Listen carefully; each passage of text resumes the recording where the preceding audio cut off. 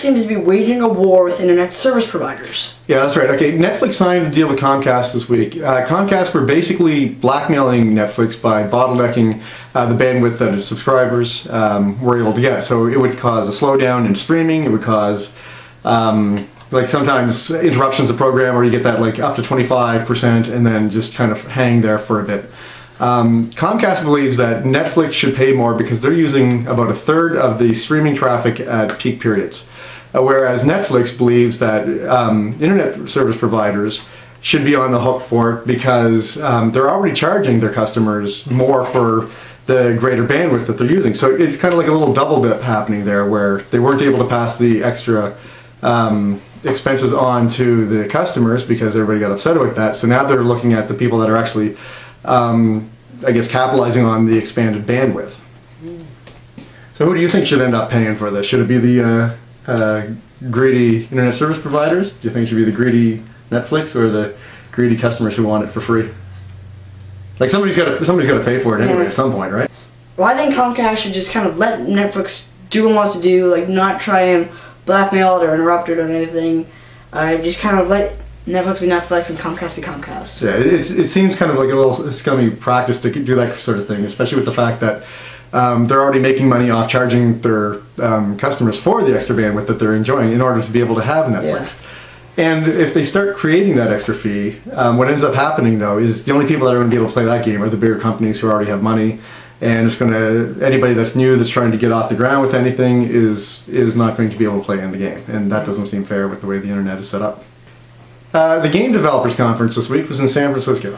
That's right. So three major things happened. One was the PlayStation 4 visual reality headset, but we already talked about that in another video. So the two other big things are Titanfall is most likely getting a sequel. So Respawn said that if Titanfall does get a sequel, which it most likely looks like it will, it won't be Microsoft exclusive, so all of us PlayStation users will be able to play Titanfall. And it will most likely be next gen only, or they'll do another thing where basically it comes out on like last gen. I guess next gen is now current gen. Yeah. But so it'll come out on last gen a little later, I guess, because it's Titanfall isn't even out on Xbox 360 yet, and it's been out on Xbox One and PC for over a week now. But most likely, they said it will be published by EA, which is kind of a good thing and kind of a bad thing, because EA has a mixed history with launching its games online. We've had some like server crashing with like SimCity and Battlefield 4. Yeah, SimCity didn't go over well. Not a whole lot of people were very happy about having to play online for that, even if you're just sitting at home. And they even admitted that they didn't need to be online for it. But what happened with Titanfall is it went really good. They had a bunch of beta testing and stuff, and they had all the servers ready for launch because this was such a hyped up launch. They had to do it, otherwise it would just be blown up in their face and just crash.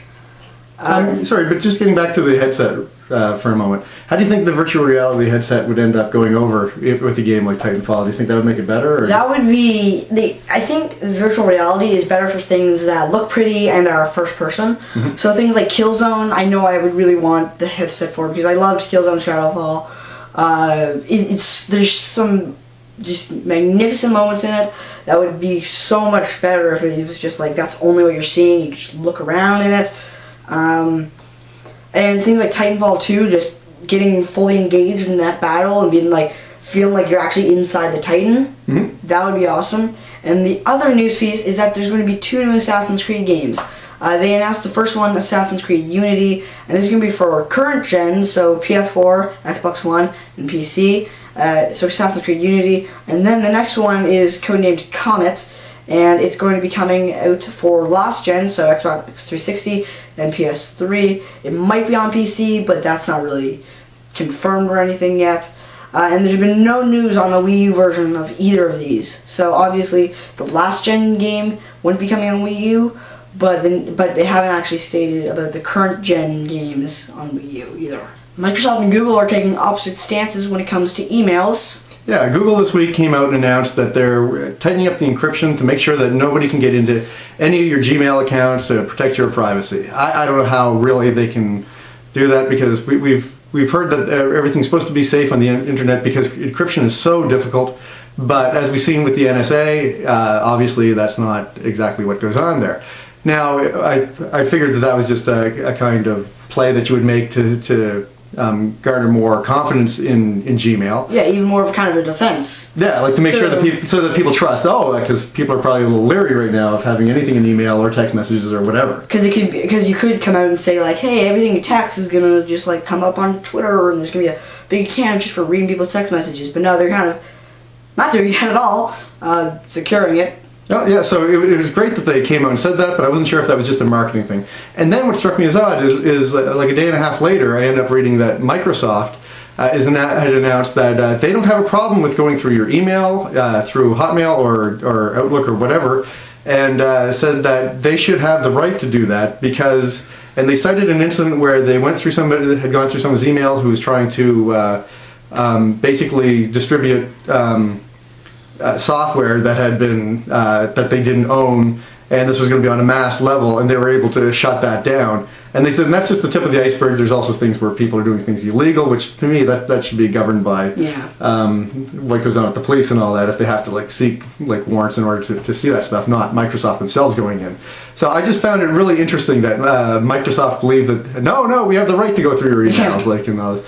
And it's definitely not a good publicity thing. No, it seemed really odd. But it's funny. To me, the two different takes are Google decided that they want to make it seem that everybody should have confidence in Google. We're going to protect your rights in your emails and that. We're not going to go through them and read them. Whereas Microsoft wanted to defend their actions that they've already done. So I don't know. What do you think about it?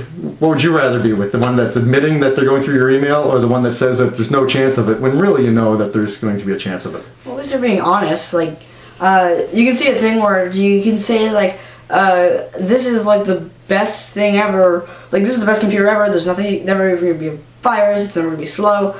But then you can just be like, yeah, it's going to be slow, and it could catch a virus. It's a computer. It's going to happen. Nothing on the internet is perfectly safe, and you should never have that attitude. And whatever you do, and it's one of the things that I always thought was goofy about it. And this was from seeing a talk show where they had brought somebody on stage, and they were doing a lie detector test, and they had started because the girlfriend had gone through the guy's email and saw something that she thought was saying that he was admitting to having cheated on her. And it just got me thinking about the fact that anybody can go through email. So once in a while, I would send random emails that have no sense at all, just in case anybody was ever to come out. Well, you said this. Well, I can say, well, I also said this. Well, I don't have any giraffes in my house.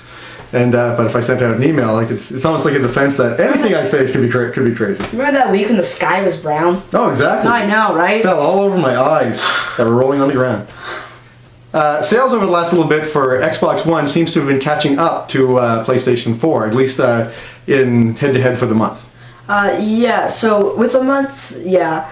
But remember that I think by the end of either this month or so, Sony was projecting that they would sell, total from launch, 5 million PS4s, and they've now sold, I believe, somewhere close to, somewhere between 6 and 7 million. So they're way ahead there. And Xbox One's picking up now because of the release of Titanfall, not being on PS4. So those people who haven't really gotten to the next-gen game yet and aren't just on PC are going out and picking up the Titanfall bundle because it's the controller is like the Titanfall controller, and it's just the same price as normal Xbox One, but you're getting the free copy of Titanfall. So it's kind of what like the Wii U's kind of been doing, because they had like the deluxe bundle and then the deluxe bundle, but with an extra game. And everybody loves their extra swag. Yeah, everyone loves the Wii U. It's selling so great. That's right. It's got almost 12 games now, you hear. Now, do you think that this has anything to do also with just people's perception of the Xbox One versus the PlayStation 4? That's what we're calling it now. X1, yes. To slim that name down to someday, we're just going to call it XE. Just go with the first letter and the last one. But do you think that it has anything to do with the perception of whether people like the PS4 versus the Xbox One, or do you think it's just the bump of Titanfall? I think it's the bump of Titanfall. I think that this game has been so hyped up. There's been so much marketing and stuff done with this. It's like everyone knows about Titanfall, and have been looking forward to it. Yeah, but you also see the thing that PS4 has to be catching up quick because they also released the Infamous bundle. Because if you heard, Infamous Second Son came out, and a while ago they announced that it would be bundled with the PS4, so you could get that too. I think Sony did that to kind of compete with Microsoft. because they figured like Microsoft's having this big release, they could catch up to us. Let's counteract it. Let's put out like our biggest upcoming game with it, because like Infamous is kind of like one of the biggest just exclusive franchises on PS4 on PlayStation, I guess. Like currently going, because you have like Uncharted, Ratchet and Clank, which isn't too good anymore, Little Big Planet, and Infamous, and Killzone and stuff like that. So yeah, launching one of their biggest, it's head to head now. It's like kind of anyone's game. Like the big exclusives have been launched, and I think E3 is going to be like more games being revealed and shown off. Yeah, and I think E3 should be pretty exciting this year with the virtual reality creeping in, because that is going to be a big motivator for any of the gamers. Like, so it'll be interesting to see how the different consoles end up taking their stance on it and what they want to do to try to outshine, because this is going to be the latest kind of accessory jump, gimmick, whatever, that's going to probably drive people to be curious about the games and get into them. Now, one more thing. Microsoft, after Sony shared their VR headset, like Project Morpheus, Microsoft came out and said they're not far behind that, and that for some time they've been working on a virtual reality headset for not only Xbox One, but Xbox 360. So basically it's like Oculus Rift versus Project Morpheus versus whatever the heck Microsoft's doing, and when they're going to show it, which I'm guessing is going to be E3. Mm-hmm. I think we're going to see something special. Because whoever like kind of steals the show at E3, like last year was clearly Sony. They showed us for the first time the PlayStation 4, and I think the whole thing was like Sony predicted that Xbox One was going to they'd show it first, just to kind of like bump ahead of PlayStation. Mm-hmm. Then that totally failed because of all the TV stuff that they showed off and like no games. And then Sony is like, let's spend our whole conference making fun of Xbox and showing the box that you're going to be playing games in. Yep. Yeah. Okay, anyway, thank you for watching our video. Make sure, if you liked it, to like it, and we like subscribing and shares and favoriting just as much as any other YouTubers out there. Remember, subscribing is fun. It is always fun. And one last ad, George W. Bush hates black people.